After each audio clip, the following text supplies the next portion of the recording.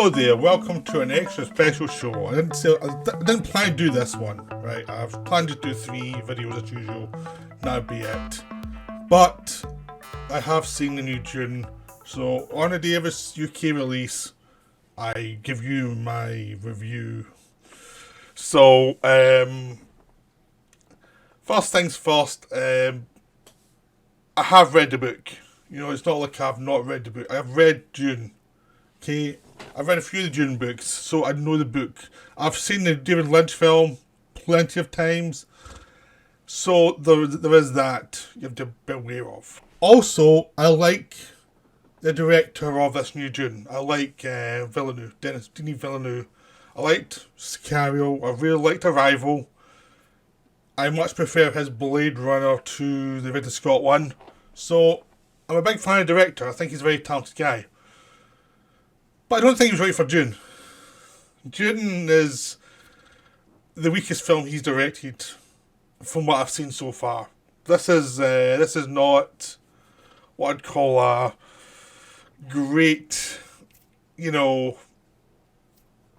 brilliant effort. I think there's a lot of problems with Dune.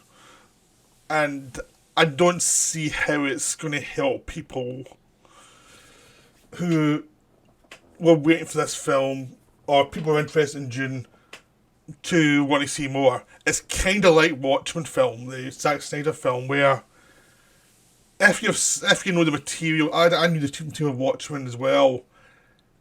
You could see they've done that from the book, they've done that from the book, they've done that from the book.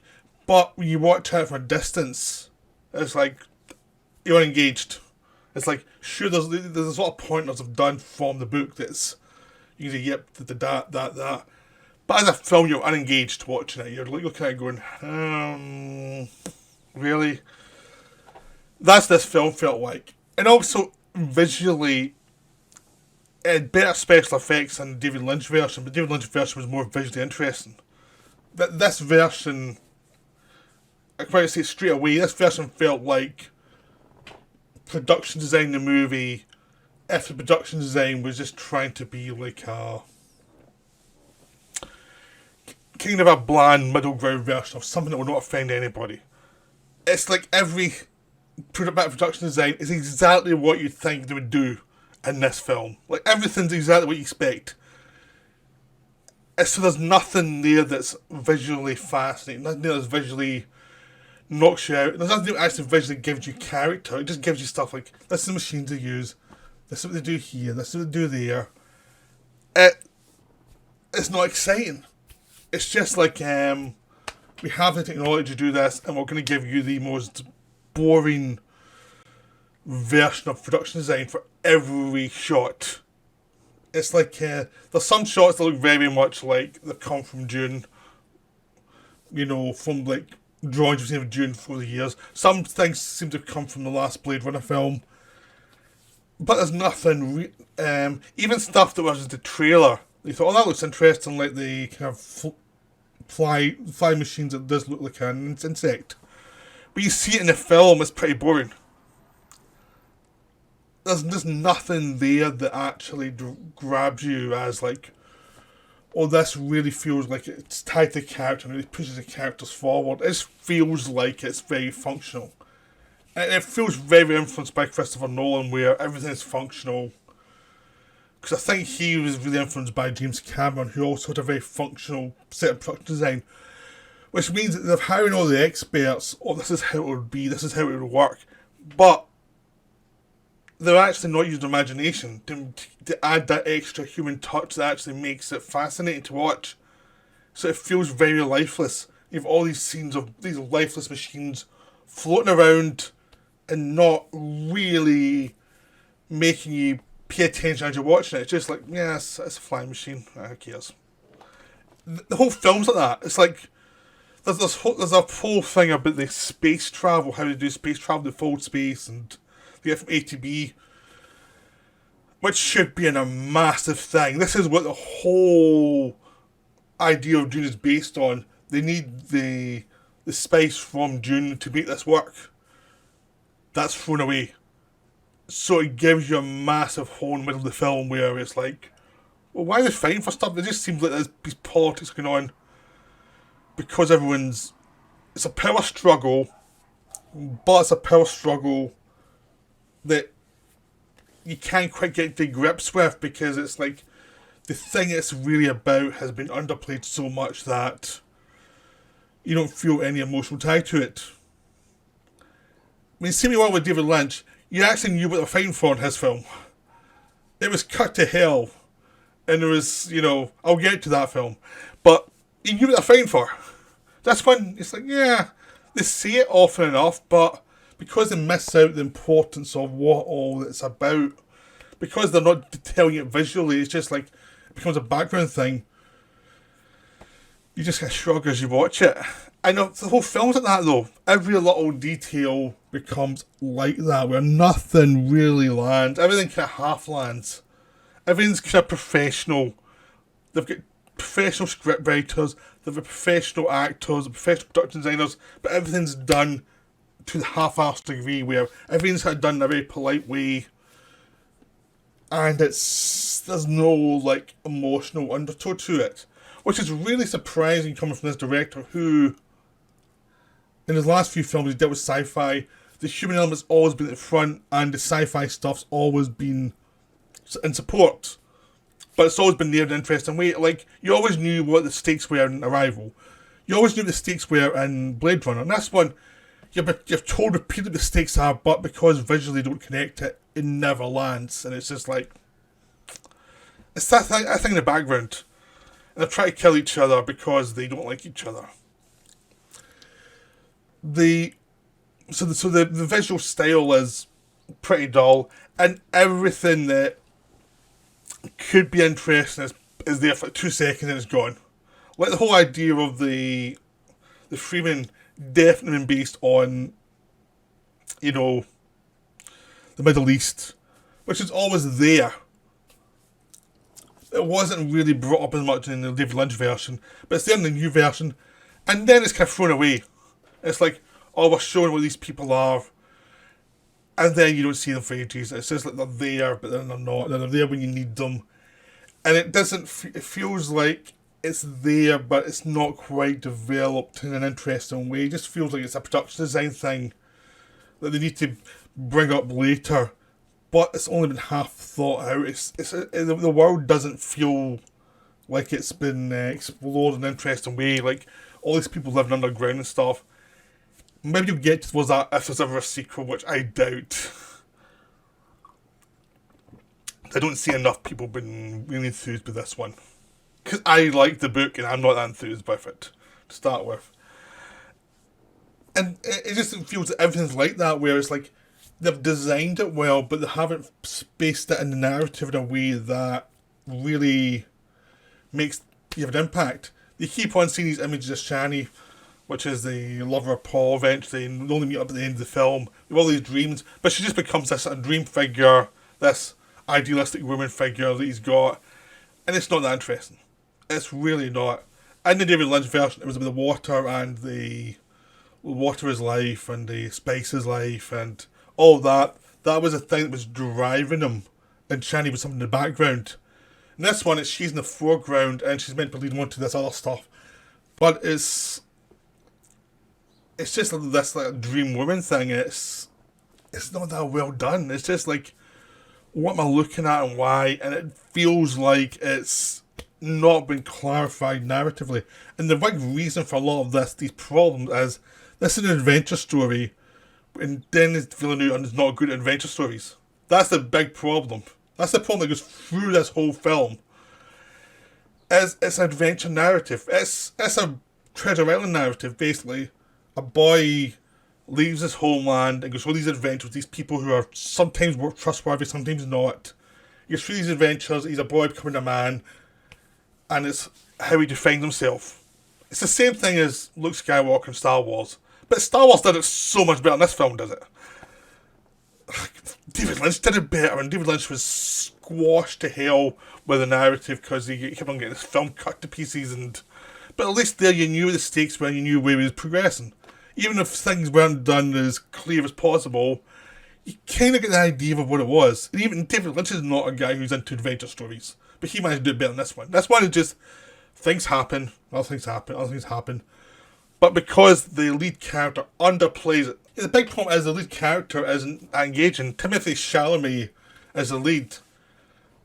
He's a good actor, but you feel he's been directed wrong. You feel because one of the things that Villeneuve does is he pulls the melodrama away from the lead characters a lot. And a lot of time it works.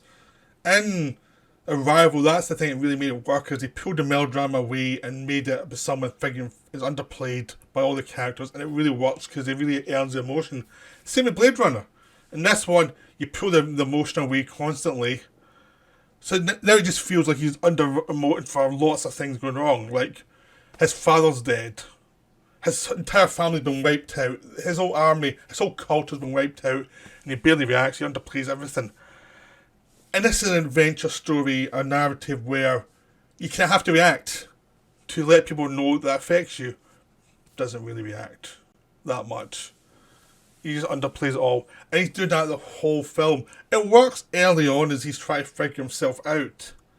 But there's a point about halfway through when everything goes to hell, you expect that character to actually kick up a gear. You expect the film to kick up a gear. Because all hell's broken loose. Instead it just meanders for the rest of the film. I mean, the first half is much better than the second half. The second half is meandering. The second half has lots of stuff that Lynch cut out of his film. And you can see why instantly, because it meanders. It's just like, it's something to be good in a book, but in a film, there's no real direction. It's going from A to B, and you end up at a point at B where it's like, you could have done this 20 minutes ago quite easily, and you could have compressed it all. And you didn't need this stuff.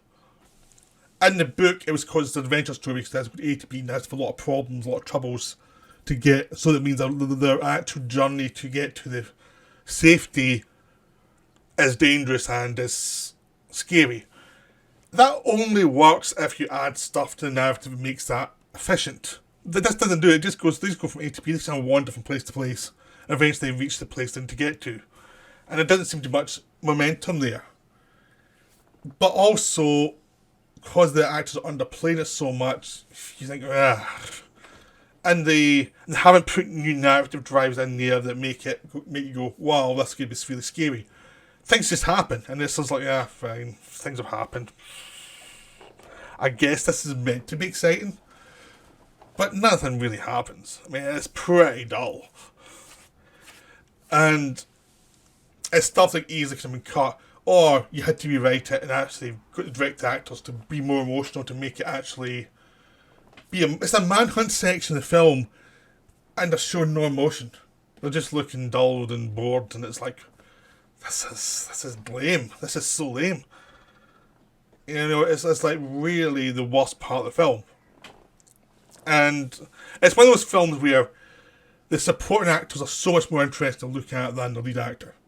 The whole way through the film, Oscar Isaac is so much better, more interesting character than Paul, his son.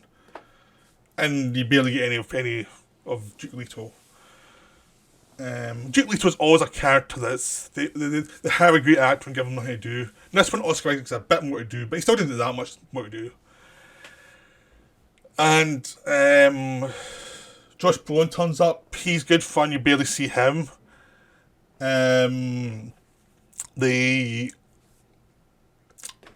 Jason Morse turns up. He's in it and out of it, in it and out of it. He's good in it. He's good fun. He's the character who jumps in so often, has a sense of humour. It's like, oh, thank God, someone with a sense of humour. We need some humour in this film. And, you know, when he's gone from the film, that's it. You're like, oh God, we're just doom and gloom now. Great. And the worst thing for this narrative, the worst possible thing is the Harkonnens are lame as hell as villains. In the Lynch version, and in the book, the Harkonnens are scary. That's what drives so much of it, is they're scary. They want what they want and they're greedy. This one, and the Lynch went mad with the Harkonnens. He really went over the top with them, but it really worked because you knew these guys were a threat. They were perverted, they were weird. And you don't want to arrest them. And the problem with the Lynch film is, the second half was so rushed, you never really got their comeuppance as well as it should have, because the second half was rushed. But it set them up as really awful people. And this one, they're basically these kind of albino characters who are, bland and boring. There's nothing to them. They try and do all these things to make them look scary, but they never pay off at all. They have a Dave Bautista as the Beast Raban, who's a really cool character in the book and in the Lynch version. And this one, they have a Dave Bautista who's a really good in this kind of stuff, being boring. He has nothing to do in this film at all. He gets the worst dialogue and he just has to look pale and bored. And they've also got Stellan Skarsgård as the Baron doing a Brando thing. I mean, this version is so lame compared to what they did in the Lynch version. This Baron is garbage. It's every imagination he's got is like, let's do a Coppola thing. Let's have him do the Brando thing from Apocalypse Now. Let's have him sit in the shadows and do the Don Corleone thing. Just make him be Brando from every film we've seen Brando in, an older man. And it's lame. It's so lame. There's so little imagination for these villains. They're so terrible that it becomes really annoying to watch. It's like, you need villains to actually be scary. And when they're doing the chase in the second half of the movie, you do not see the Beast Raban at all. He just reports what other people are doing, when he should be the one chasing them. And he should be the one that's been terrifying. He should be like Terminator or something if you're in an adventure story and making it scary. Instead, you never see him until he's got the boring report scenes. It's they're so lame throughout it. They're just the worst villains you can possibly find. They are on par with the villains from the Star Wars sequels. That sequel trilogy. They're on the same level of lameness that those villains were. It's just like, wow, you so missed this. You so screwed up what should have been the easiest part of the film. I mean, they're written so well in the book, and David Lynch went crazy with them. It's so hard to mess these villains up because they are so greedy and so horrible, and they're basically slave traders, and they're brutalizing the people consistently for like 40 years. They are the worst. They're the scum of the earth. And you messed it up. That's so bad. That's really how bad this film is for the adventure side. The reason why this is happening is because they're taking the route of, we're doing pulp material, but we don't want to admit it. They're doing the Dark Knight trilogy thing, where it's like, well, let's talk about what the subtext of the film is and let's bring it into the dialogue, and so we can be accused of doing mindless action and stuff like that.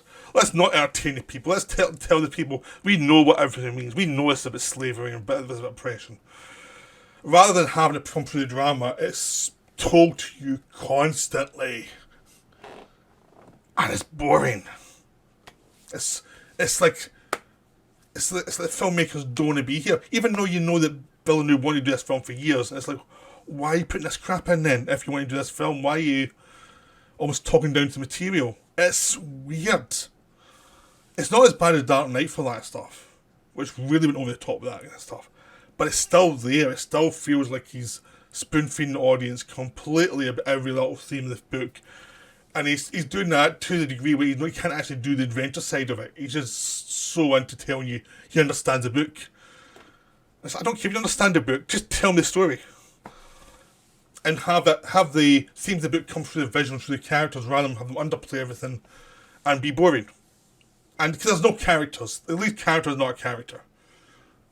That's the biggest problem. You don't have a central character. You have a guy who is doing bits of different things, but doesn't come together as a character, like, at all.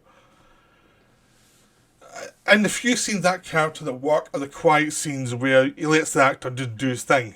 Whereas this actor just have a close-up and be quiet. Then it works if you give him a few seconds to really have the introspection. But most of the time, there's a couple of scenes early when he's figuring out, like, there's something in the room with him trying to kill him. That's a nice little scene. There's a scene when the spice goes into his body and he starts to hallucinate. It's a nice little scene. But that's only one part of the character, and that only works every so often when you give some time for it to work. The rest of the time, it's either you're having these scenes that go on forever and they don't get to the point, or it's underplay. So I can't really blame the actor. When he's given space, he does it. But he's not really given that much to do. He's just told to do less, it feels. So he can't really bring up an actual interpretation of a character. It just becomes this bland version of a character that's hard, it's recessive to start with, but because that's the kind of character is recessive coming into his own. But there needs to be a gradual change, and there's no gradual change. It's just the same character, and it's not interesting. It's not done in a good way.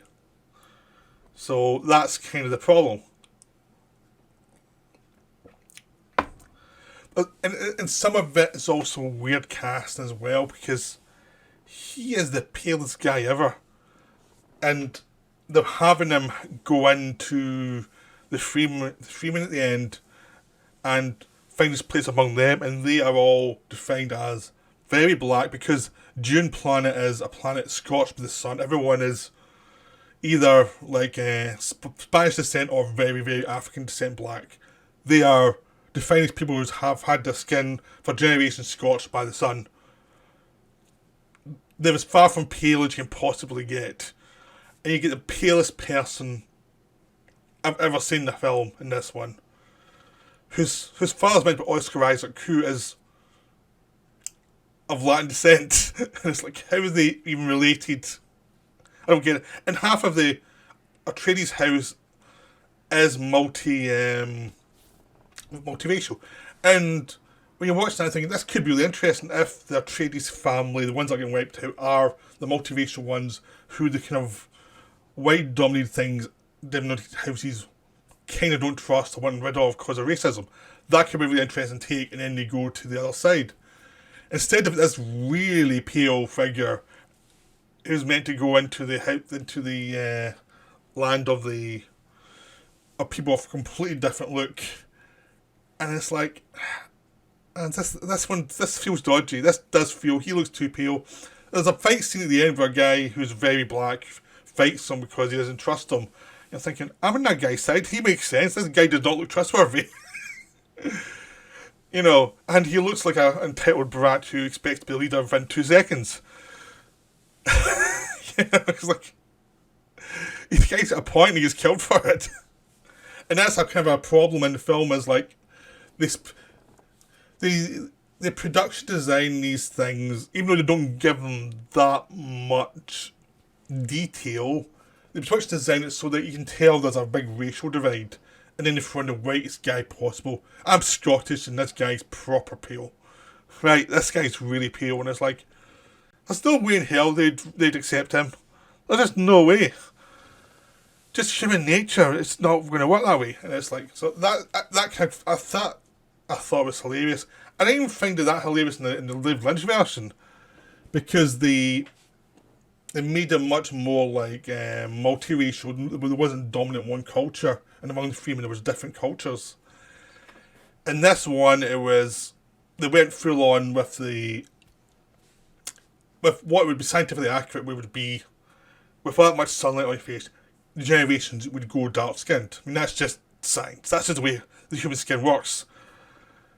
But it brings the narrative into weirdness, because suddenly there's a really white guy, and it's like, if you just cast someone who was like multiracial, since you already cast Oscar Isaac, it would have worked fine. It would have been really interesting to take. Instead, it's this thing. It's like, oh, that's weird. That's really weird. Like, I can't help but notice how weird this is. You know, I don't even want to think of this, but it is weird. So stuff like that happens all the time. It's like they do all the very kind of planned out design stuff, but they don't relate it to narrative, the overall narrative, and other bits of casting done. And the whole film feels clunky that way, and they don't address it in a way that's satisfying. Like, if they'd addressed it, like, this guy is obviously the enemy. He comes from the enemy. I don't care if I've said it thrown him or not. He's not one of us. They could have made a massive scene of that instead of just this little fight. And that's how the film ends. It could have, if they were really going to go that route, they could have made it something really interesting. Instead, it becomes just a fight scene. And the whole film feels that way. It's just like scenes happen, and you get every so often you get a nice little scene, and your hopes go up a bit, and then suddenly they're down again. Because all you start, all the little scenes are based around supporting characters and nice little bits of supporting character acting that in the main narrative thrust isn't there. I mean, they've got good actors: Timothy Chalamet, Rebecca Ferguson, Oscar Isaac, Stellan Skarsgård. All them in the central parts, all good actors, but they're not getting given that much. I mean, Oscar Isaac comes out about best, and he's at least screen time because he's almost based a supporting part, but he treats it like a supporting part almost. All the others are doing their best, but they've been asked to underplay it so much that it becomes this thing that just it's almost the need for to be significant, to talk about politics and things, is going against the driver in the story all the time, which is this is an adventure story. You have to treat it like an adventure story and have the politics come through it. I mean, people not Marvel, but at least Marvel actually have stories and characters who emote. Yeah, sure, the films don't have that much political say. I mean, I'm sure there's a middle ground somewhere you could actually pull off, but this one is like so much into like, let's tell you about politics rather than let's entertain you. And that's the big downfall of this film. It's not entertaining, and it's not interesting in a way that the David Lynch version was. David Lynch version, one thing you know has been watching this version is, if he did more time in two films, if he just separated both films, and he had a kind of cut-off point, he would have much better off, because you can see a lot of the things that hammered him where basically he had to cut scenes down in a way that so the actual progression of the story wasn't natural anymore. And he had a lot of good instincts that weren't really played into the story in the proper way. They were just like instincts that were squashed by producers, or they were squashed into scenes that someone had to do too many things at once. And they were starting to talk, almost telling you the exposition and voiceover and stuff. Things like that happened to him, and you can tell in the film. But it gives that film a weird heartbeat. This film, I mean, David Lynch's Dune has a weird heartbeat because there's still so much David Lynch in it. I mean, David Lynch had the Guild Navigators, and he had these weird creatures, which are not even in this film. The Guild Navigators are not in this film at all. It's almost like they're terrified of being too much David Lynch. And a lot of the stuff that David Lynch did really well, they do not touch. I mean, the foreign space stuff getting from one planet to another, which I said earlier on, is the crux of why everyone's fighting, and it's barely touched upon. That was a whole sequence in the original Dune, the film, that really worked. Not touched here. The Guild Navigators, who are the ones manipulating the Emperor to actually do all this plotting, they're not in the film. The Sisterhood, who are trying to manipulate the bloodlines, you get more of them in this film. You did in the Lynch film. You get a bit more of the motivation. But you always feel like in the Lynch film, if you had more time, that would have come through anyway, and it would have been more interesting, because the way he visualised it was more interesting than this. So it just almost makes you wish for a director's cut to the David Lynch version rather than this film. That's the film does to me. It's like I've now got the weird version. I've now got the bland version. There's still not actually a proper good version of Dune. It's just this thing that is meant to be presentable and it's getting good reviews. I don't get it. It feels like one of those films that everyone says they really like, but they don't actually like it. It's just one of those ones that's like, yeah, it's pretty good. It's not weird like the David Lynch version, so we'll give it a pass. But no one's actually saying, like, there are issues with this film. And all the political stuff could have come through quite naturally if it's told an adventure story, because it was in the narrative anyway. You don't need to stop the narrative to actually get your points across if you have the narrative working as well as it should. And you can put the slide points in as you go. And that's when it just always stops the movie. It's have to say, I'm serious. I'm really serious. Just like this review's probably doing. To stop to go back to that point. So this is method reviewing. But yeah, so the new Villeneuve film it's his worst film that I've seen, really. It is his weakest film. He does not have a good grasp of the adventure narrative. And he does seem to be too... He is too focused on the political stuff. His production designer didn't do him a solid at all because it's bland visually and just unimaginative and so tied to what we think of as Earth-based technology that it doesn't feel like another planet. It just feels like on Earth with future technology. It doesn't feel like it jumps out as being something fantastical and something in the far future. It feels like 20 years in the future, not thousands of years. It just feels like there's not much imagination going on here at all. So, yeah, for me, this one's a fail. This one's annoying because I was looking forward to it as well. Because I really want a good version of Dune. I really like Dune. I really want a good version, but this one, again, just missed. For me, it missed. So, that's my take on Dune. I know it went on way longer than I expected, but I think I'm trying to get this stuff in my head. Because I was pretty disappointed in this film, because I was genuinely looking forward to it. It was definitely one of the ones this year I was looking forward to the most, and it's one that's the biggest disappointment for me. But there you go, that's life. So I'll be back next week with some more videos, but that's me just now for Dune. Maybe you'll like it better than me, but I had some real problems with it.